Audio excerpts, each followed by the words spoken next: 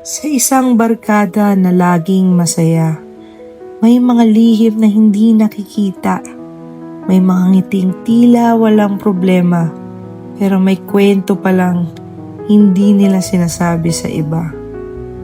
Isang maliit na papel ang dahan-dahang dumaan, tahimik na mensahe na sila lang ang nakakaalam.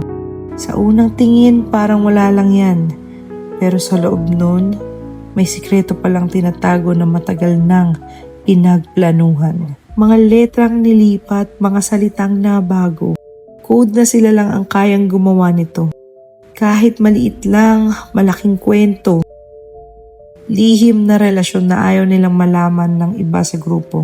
Isang tingin, isang tapik, saglit lang ang tagpo, pero sapat para magbigay ng mensaheng totoo. Habang ang iba ay lakad at tawanan lang, may dalawang pusong nagkikita ng palihim sa likod ng araw-araw na kasiyahan.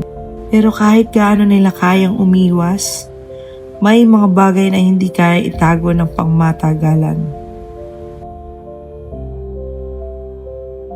Isang papel, pangalawa, at pangatlo, pare-pareho ang code, kaya madaling mabuo. Kaya nang sinubukan niyang i-decipher ang laman, unti-unting lumabas ang tunay na dahilan.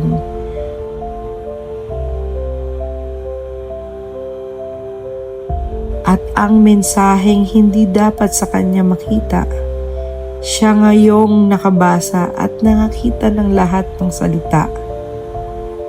Sa harap ng ebidensya, tumahimik ang mundo.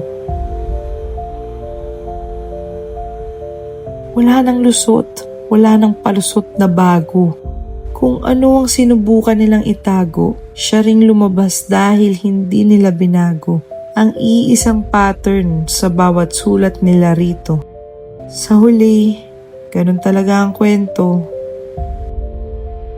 Lalabas at lalabas ang totoo. Kapag ang pattern ay hindi nagbago,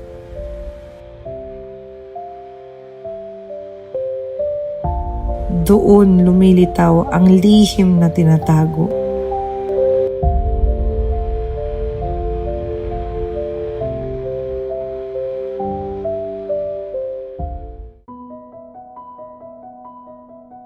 So here's our own cipher system called Power of 3.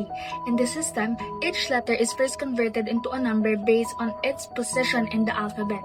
For example, A is 3, B is 4, C is 5, and so on until Z. Don't forget to start with number 3. It's one of the reasons we call the system Power of 3.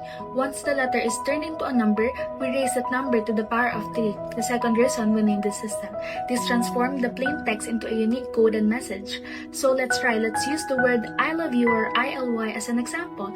So I is the 11th letter, so 11 raised to 3 is equals to 1331. L is the 14th letter, so 14 raised to 3 is equals to 2744. Y is the 27th letter, so 27 raised to 3 is equals to 19683. So the message I love you or ILY becomes 1331 space 2744 space 19683. To summarize, convert the letters, get the number, then raise it to the power of